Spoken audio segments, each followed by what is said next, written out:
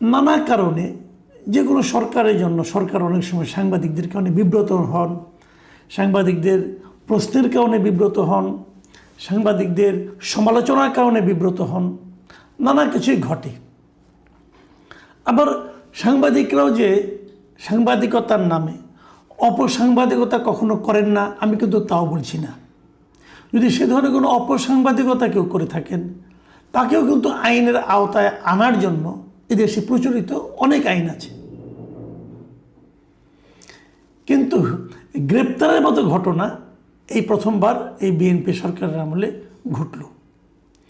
এবং আনফর্চুনেটলি বলেন অথবা ইন্টারেস্টিংলি বলেন, যেভাবেই বলেন না কেন, এর সঙ্গেও কিন্তু জড়িত আছে সাম্প্রতিক সময়ে সবচেয়ে আলোচিত প্রতিমন্ত্রী, আমাদের স্বরাষ্ট্রমন্ত্রী সালাউদ্দিন আহমেদ সাহেবের ভাষায় সবচেয়ে পাওয়ারফুল প্রতিমন্ত্রী,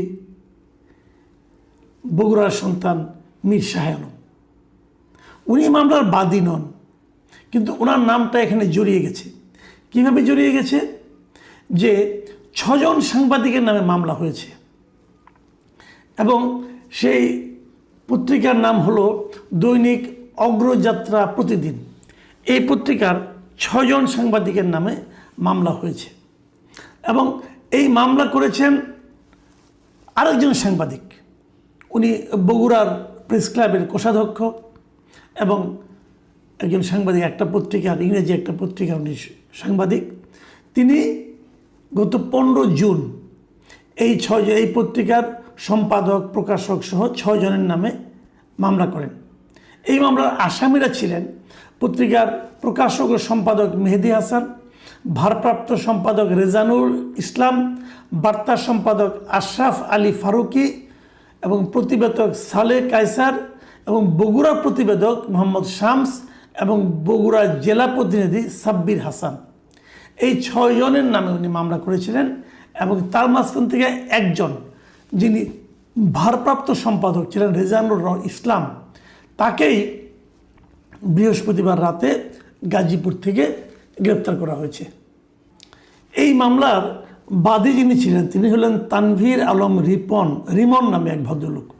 এবং উনি বলেছেন যে ওখানে কিছুদিন আগে বগুড়ায় আমাদের প্রধানমন্ত্রী তারেক রহমান সাহেব যখন যান, তখন একটা রাস্তা বানানো হয়েছিল ইট বিছিয়ে। সেই রাস্তা নিয়ে নানা রকম আলোচনা হয়েছিল এবং সেটাকে দুর্নীতি হিসেবে উল্লেখ করে ওই পত্রিকার সাংবাদিকরা রিপোর্ট করেছিল। এই জন্য এবং সেখানে তারা আকার ইঙ্গিত এবং নানাভাবে এই মীর শাহ আলমকে মোটামুটি তার দিকে দুর্নীতির অভিযোগের তীরটা ছুঁড়েছিল। এবং এই রিমন সাহেব বলছেন, ওনার যে আর্জিতে নিজের ক্ষেত্রে উল্লেখ করেছেন সেটা আমি বলি। উনি উল্লেখ করেছেন যে আসামিরা পরিকল্পিতভাবে মিথ্যা, বানোয়াট ও বিভ্রান্তিকর তথ্য প্রকাশ ও প্রচার করে বাদী এবং বগুড়া 2 শিবগঞ্জ আসনের সংসদ সদস্য ও স্থানীয় সরকার পল্লী উন্নয়ন ও সমবায় প্রতিমন্ত্রী মীর শাহ আলমের ব্যক্তিগত, সামাজিক ও রাজনৈতিক সুনাম ক্ষুণ্ণ করার চেষ্টা করেছেন। মানে যিনি বাদী ছিলেন ওই রিমন সাহেব, ওনারও ক্ষুণ্ণ করেছেন এবং প্রতিমন্ত্রীরও সুনাম ক্ষুণ্ণ করার চেষ্টা করেছেন। এবং এই ঘটনায় এরপরে উনি আরও উল্লেখ করেছেন যে আসামিরা কোনো ধরনের নির্ভরযোগ্য তথ্য প্রমাণ ছাড়াই উদ্দেশ্য প্রণোদিতভাবে এসব তথ্য প্রচার করেছেন। এর ফলে সংশ্লিষ্ট ব্যক্তিদের সুনাম ক্ষুণ্ণ হওয়ার পাশাপাশি জনমনে বিভ্রান্তি ও বিরূপ প্রতিক্রিয়ার সৃষ্টি হয়েছে। এবং এই আর্জির উপর নির্ভর করে বগুড়া থেকে পুলিশ ডিবির একটা দল জয়দেবপুর গিয়েছে এবং সেখান থেকে এই 2 নম্বর যিনি আসামি ছিলেন রেজানুল ইসলাম, তাকে গ্রেফতার করে নিয়ে গেছেন। এখন একটা সংবাদ প্রচার হতে পারে এবং সেই সংবাদে কেউ না কেউ কারো না কারো মানহানি হতেও পারে এবং মানহানি হলে আপনি মামলা করতেও পারেন, কোনো সমস্যা নাই। কিন্তু একটা জিনিস কিন্তু খেয়াল করতে হবে, মানহানি হয়েছে প্রতিমন্ত্রী কিন্তু মামলা করেননি, মামলা করেছেন আরেকজন সাংবাদিক এবং এই সাংবাদিকেরও নাকি মানহানি হয়েছে এবং এ ধরনের মামলায় গ্রেপ্তারি পরোয়ানা জারি হয়েছে এবং তাকে গ্রেপ্তারও করা হয়েছে। তো এই যে গ্রেপ্তারের যে নমুনাটা তৈরি, উদাহরণটা তৈরি হলো, আমরা এই ধরনের মামলা আগেও দেখেছি, বহু দেখেছি। হাসিনার আমল, শেখ হাসিনা যখন সরকারে ছিলেন তখন তো আমরা অনেক দেখেছি, কিছু হলেই একজন সাংবাদিককে গ্রেপ্তার করা হতো, কোনো একটা কার্টুনের জন্য সাংবাদিককে গ্রেপ্তার করা হতো এবং গ্রেপ্তার করে তাকে জেলে ঢুকে রাখা হতো। তারপরে এক সময় তো মুক্তি পেয়ে যেতেন। তো আমরা সাংবাদিকদের গ্রেপ্তার হওয়া অন্তর্বর্তীকালীন সরকারের আমলেও দেখেছি। কিন্তু এই আমলের ব্যাপারে আমার একটা নিজস্ব একটা চিন্তা ছিল যে হয়তো বা এই আমলে আর যাই হোক এই সমস্ত ছুতা নাতায় সাংবাদিকদেরকে গ্রেপ্তার করা হবে না। সাংবাদিকের যে কোনো লেখায় প্রতিদিন আমাদের যত জাতীয় দৈনিক পত্রিকাগুলো আছে, কোনো না কোনো লেখায় কেউ না কেউ সংক্ষুব্ধ হতেই পারেন, তার কোনো না কোনো ভক্ত মনে করতে পারেন যে আমার নেতার বিরাট অসম্মান হয়ে গেছে, তাই বলে উনি মামলা করে দিলেন এবং মামলাগুলো তাকে গ্রেপ্তার করতে হবে। কিছুদিন আগে তো আমরা দেখেছি আমাদের প্রধানমন্ত্রী তারেক রহমানকে নিয়ে অনেক অশ্লীল কথাবার্তা কিন্তু অনেকে প্রচার করেছেন সোশ্যাল মিডিয়াতে, কাউকে গ্রেপ্তার করা হয়েছে এবং গ্রেপ্তার না করাতে তারেক রহমানের কি মানহানি হয়েছেন? বরঞ্চ এই গ্রেপ্তার করলে কি হয়, গ্রেপ্তার করলে দুটো জিনিস ঘটে। সেটা হলো আপনি সরকারের থেকে কিছু লোককে আপনার স্থায়ী শত্রুতে পরিণত করেন।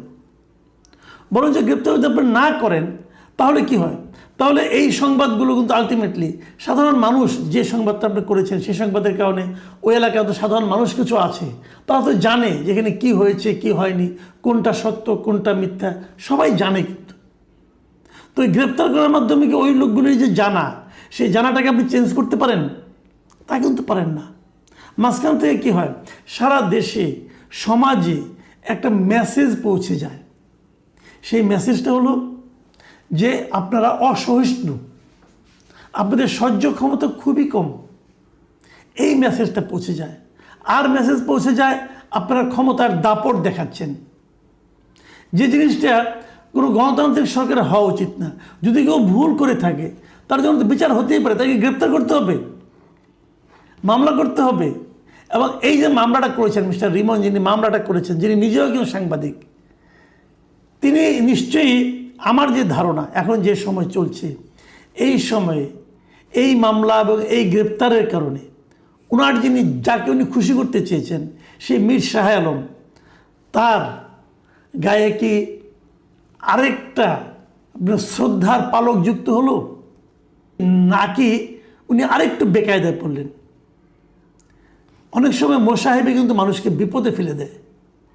একটা প্রবাদই কিন্তু আছে যে মূর্খ বন্ধু বিপজ্জনক। তো এই যে তার মোসাহেবি, এই মোসাহেবের কারণে কি মীর শাহ আলম সাহেবের সুবিধা হলো নাকি অসুবিধা হলো? সম্ভবত ওই লোক বিএনপি মনোভাবাপন্ন, ওনার এই আচরণের কারণে, ওনার এই মামলার কারণে বিএনপির কি সুবিধা হলো নাকি অসুবিধা হলো? বিএনপি সরকারে আছে, তো গ্রেপ্তার করে বাহাদুরি দেখাতে হবে? আমার নিশ্চিত আমি ধারণা করি এই মামলার পরে এই আসামিদের গ্রেপ্তার করার জন্য এই ভদ্রলোক রিমন অথবা অন্য কেউ অথবা মীর শাহ আলমের নাম নিয়ে অথবা মীর শাহ আলম নিজেও হয়তো, আমার ধারণা হতে পারে, হয়তো তদবির করেছেন যে দ্রুত আসামিদেরকে গ্রেপ্তার করতে হবে, মানে দ্রুত এই সাংবাদিক